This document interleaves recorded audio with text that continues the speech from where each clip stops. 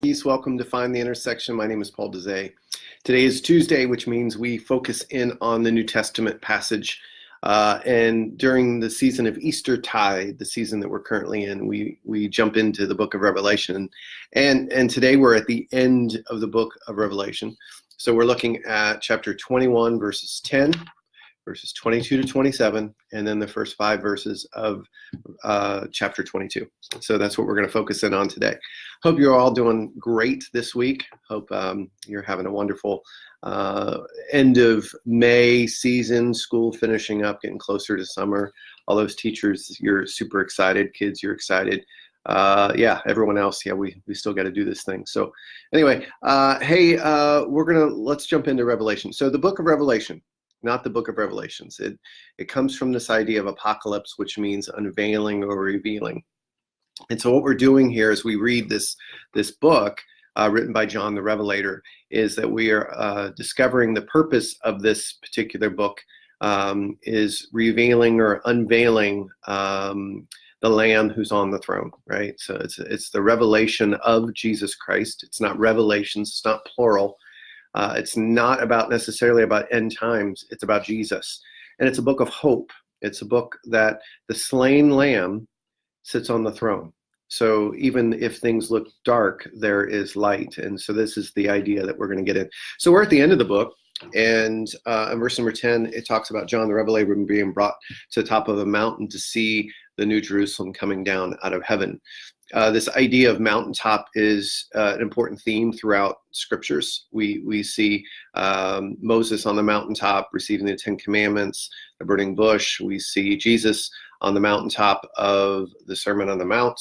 Mountaintops are incredibly important for Revelation in the sense of the revealing of God's plan and God's will. And so what we see here is John the Revelator is taken up to a mountaintop to be able to see this New Jerusalem coming down. Just a few things that stood out to me as I read through it this morning.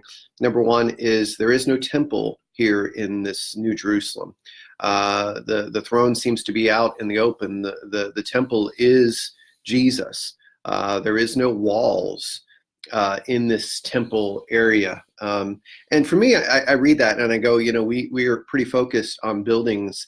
In the Old Testament is the temple, and the New Testament is the church building. And in the picture of the new heavens and the new earth and the New Jerusalem, there isn't the need for a building to enclose the worship. The worship is done out in the open as we are centered around Jesus, the Lamb who sits on the throne, which is pretty cool. The second thing I noticed is that the gates will be open during the day, and there is no night, so the gates will always be open.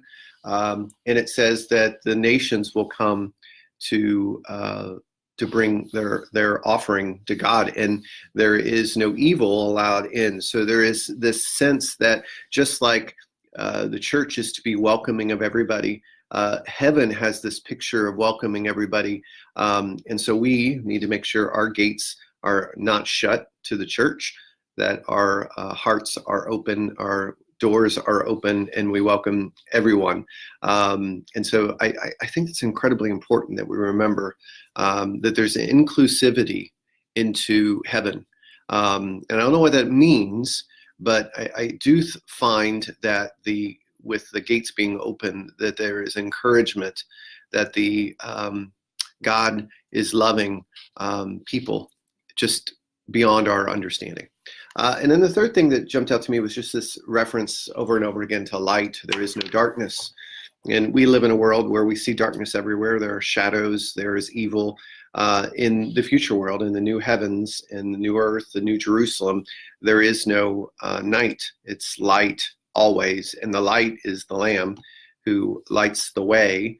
And so we, as people who live still in some darkness, the here and not yet completely age. So we live towards the light. We live in such a way that we bring the light, we shine the light. We are a city on a hill, just like New Jerusalem is the hope, the light that shines out. So light is something that we point to.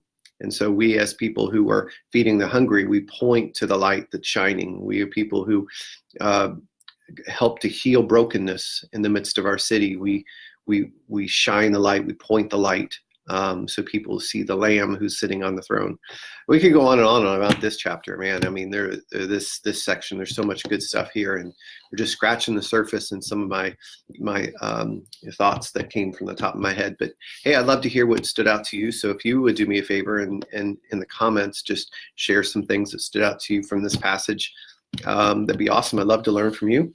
And we'll be back tomorrow as we continue on our journey in the book of Acts, as we get in the 16th chapter, verses 9 to 15.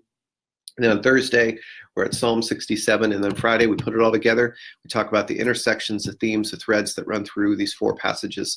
And then we ask ourselves, how, God, based on this truth, how do you want us to live? And then we apply these passages to our life, and we ask the Spirit to transform us and change us to become more like him. That's it. That's what we do. Hey, so have a great day, everybody. Grace and peace. I will talk to you all tomorrow.